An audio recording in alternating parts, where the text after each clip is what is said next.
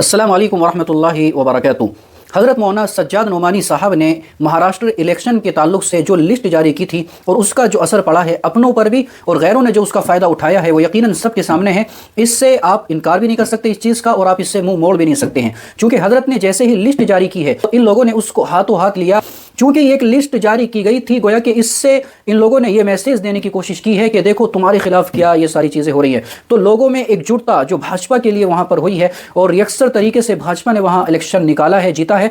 तो इसमें कहीं ना कहीं हज़रत मौलाना सज्जाद नोमानी साहब की लिस्ट का बहुत बड़ा दखल है। तो इम्तियाज़ जलील साहब के ताल्लुक से जो इम्तियाज़ जलील का मद्दे मुकाबिल था, अपोजिशन जो अपोजिट था, उसके जिताने की हज़रत ने जो है मांग की है और लोगों से कहा है कि इम्तियाज़ जलील के मुकाबले में इनको जिताया जाए।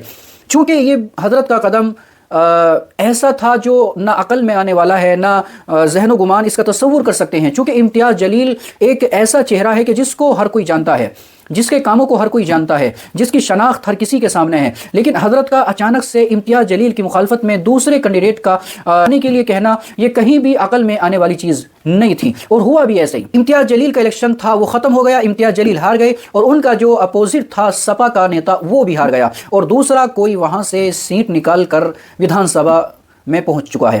तो इस चीज़ का बहुत बड़ा असर पड़ा है लोगों के ऊपर, क्योंकि इम्तियाज़ जलील के लिए लोगों ने दुआएं की थी, इम्तियाज़ जलील के लिए लोगों की ख्वाहिशात थी कि इम्तियाज़ जलील कहीं ना कहीं किसी न किसी एतबार से विधानसभा में जाए। क्योंकि इम्तियाज़ जलील एक ऐसा शख्स है जो इससे पहले MP बन चुका है, जो इससे पहले लोकसभा में जा चुका है, लेकिन दूसरी मरतबा उनको हार का मुँह देखना पड़ा। अब उसके बाद में इम्तियाज़ जलील को ये उम्मीद थी, उनके चाहने वालों को ये उम्मीद थी कि विधानसभा इलेक्शन में इम्तियाज़ जलील जीतेंगे, लेकिन ऐसा नहीं हुआ। और कहीं ना कहीं इसमें हज़रत मौलाना सज्जाद नोमानी साहब की लिस्ट का बहुत बड़ा दखल है। और जब ये सारी चीज़ें हो गई तो ये बातें सियासतन थी, राजनीतिक थी, तो अब इसका असर भी पड़ना था। चुनांचे असद ओवैसी साहब ने जो इसका जवाब दिया है, रद्द अमल किया है, वो बड़ा ख़तरनाक किया है।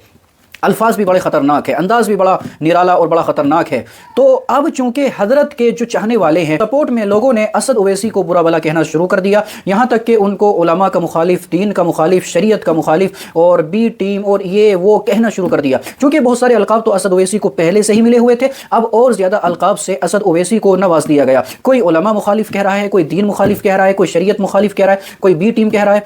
लेकिन इन सारी चीज़ों के साथ साथ हम ये नहीं देखते कि हज़रत का जो ये कदम था ये सियासतन कदम था, ये राजनीतिक कदम था, ये कोई एज ए शरीयत, एज ए दीन नहीं था ये कदम। अगर ये कदम इसलिए था तो फिर रद्द अमल अगर सामने से हो रहा है तो फिर उसको बर्दाश्त करना चाहिए, उसके ऊपर वावेला नहीं करना चाहिए। वावेला करना बेईमानी होगा। चूंकि हजरत यहाँ पर मुस्लिम पर्सनल लॉ बोर्ड की तरफ से तर्जुमानी नहीं कर रहे थे, हजरत मुस्लिम पर्सनल लॉ बोर्ड की जिम्मेदारी लेकर नहीं बैठे थे, बल्कि वहां पर हजरत एक पार्टी के सपोर्ट में दूसरी पार्टी को हराने या उसको दबाने के लिए बैठे थे। तो जब दूसरी पार्टी हारी या दबी तो उसका रद्द अमल होना ये तो जाहिर था और हुआ।